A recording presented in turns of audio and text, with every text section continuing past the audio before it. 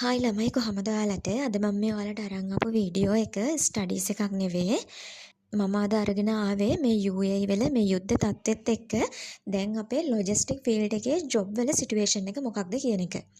දැන් ජොබ් තියෙනවද? එහෙමත් නැත්නම් ජොබ් නැද්ද? ජොබ් තියෙනවා නම් මොන විදිහටද අපි ඇප්ලයි කරන්න ඕනේ?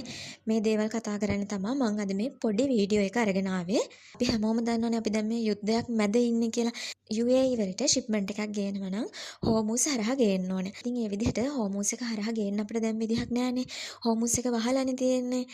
හැබැයි අපිට එක විකල්පයක් තියෙනවා. ඒ තමයි අපිට දමාම් ගෙනල්ලා දමාම් ටු ජබල් අලි ගේන්න පුළුවන්. හැබැයි එතන කොස්ට් එක වැඩි. ඒක නිසා ගොඩාක් දුරට පොසිබල් නැහැ.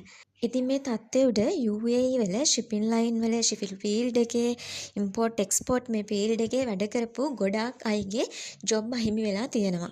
ඒ වගේම සමහර කම්පැනි තියෙනවා. ඒ කම්පැනි සේවකයන් ගැන හිතලා සේවකයන්ට අන්පේඩ් ලීව්ස් දීලා තියෙනවා.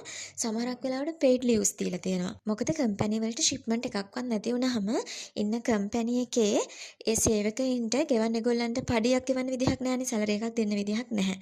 මොකද ප්‍රොෆිට් එකක් නැහැ.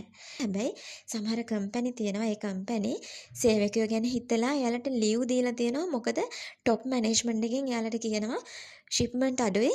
ඒක නිසා කට්ටියව ටර්මිනේට් කරන්න කියලා. එතකොට දැන් හොඳට ප්‍රොෆෝමන්ස් පෙන්නපු අය ඉන්නවනේ. ඒ කට්ටිය ඉතින් එයාලගේ බොස්ලා යවන්න කැමති නැහැ. එතකොට පොඩ්ඩක් මානුෂීය වෙලා බලලා ඒගොල්ලෝ ඒ සේවකයාට ලීව් තියෙනවා නම් එයාට ලීව් දෙනවා. පේඩ් ලීව්ම දෙනවා.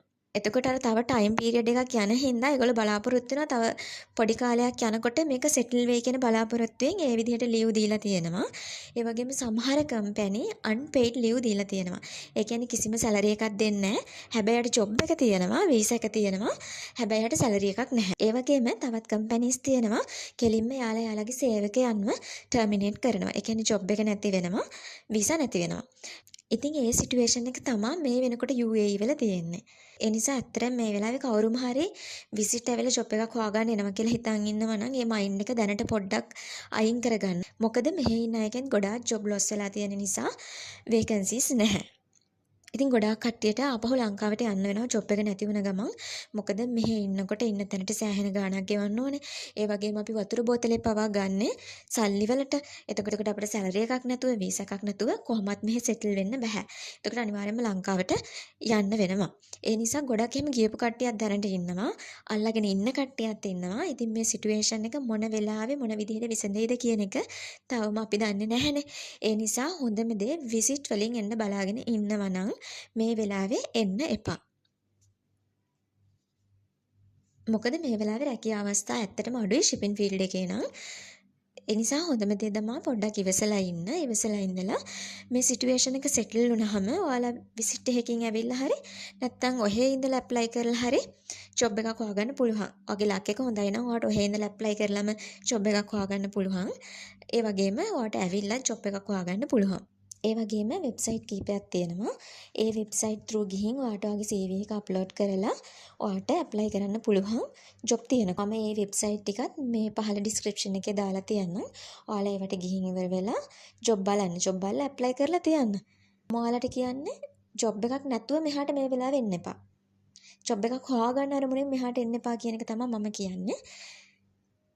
ඒ වගේම මට මොනවා හරි ජොබ් ඔපචුනිටි එකක් හම්බුණොත් මම ඒක ඔයාලත් එක්ක ෂෙයා කරගන්නම්. මගේ WhatsApp channel එක තියෙනවා. ඒකේ ෂෙයා කරගන්නම්. එතකොට Facebook එකේ ෂෙයා කරගන්නම්. ඒ වගේම TikTok එකෙත් මම ෂෙයා කරගන්නම්. ඔයාලට මම පහළ description එකේ ඒ වගේ link ටිකත් මම පල්ලෙහෙන් දාලා තියන්නම්. මට මේ වෙලාව ඔයාලට කියන්න ඕනේ උනේ මේ වෙලාවේ ජොබ් එකක් නැතුව මෙහාට එන්න එපා කියන එක විතරයි. ඒ වගේම මමත් ප්‍රාර්ථනා කරනවා මේ සිටුේෂන් එක ඉක්මනට හොඳ අතට එන්න කියලා. ඔයාලත් ඒ විදිහටම ප්‍රාර්ථනා කරන්න. එතකොට ඔයාලටත් ඉක්මනටම ජොබ් එකක් හොයාගෙන මේ රටට ඇවිල්ලා ඔයාලගේ ෆියුචර් එක හදාගන්න පුළුවන්.